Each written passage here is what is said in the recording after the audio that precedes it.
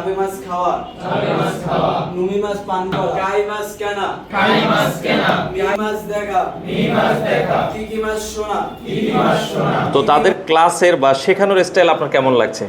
যথেষ্ট ভালো লাগছে, খুবই ভালো। আচ্ছা, আপনার কোনো ফ্রেন্ড যদি শিখতে চায় আপনি কি রিকমেন্ড করবেন কিনা? জি অবশ্যই করব, আমি অলরেডি করেছিও কয়েকজনকে। বা তাদের শেখানোর স্টাইল আপনার কেমন লাগছে? অনেক ভালো, টিচার অনেক ফ্রেন্ডলি, পড়ানোর বোঝানো।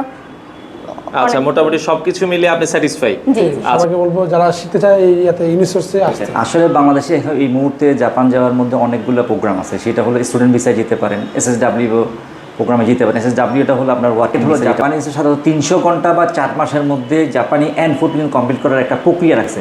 আমাদের সর্বোচ্চ চেষ্টা থাকে 300 ঘন্টা বা 4 মাসের মধ্যে জাপানি ল্যাঙ্গুয়েজটা N4 পর্যন্ত কমপ্লিট করা। এবং যারা আমাদের সাথে শিক্ষায় নিবিষ্ট আছে তারা কিন্তু ট্রেন্ড আপ হলো জাপান, এবং যারা কিন্তু জাপানে একসময় থাকতো। আমি সম্পূর্ণভাবে আপনাকে এসি রুমের মাধ্যমে, সোজা কথা এসি রুমের মাধ্যমে শিক্ষার যে পরিবেশ, একটা ছেলে বা একটা মেয়ে জাপান সম্বন্ধে জানার জন্য, ক্ষেত্রে মেয়ে এবং ছেলে উভয়জনের জন্য আমাদের কিন্তু হোস্টেল সুবিধা আছে।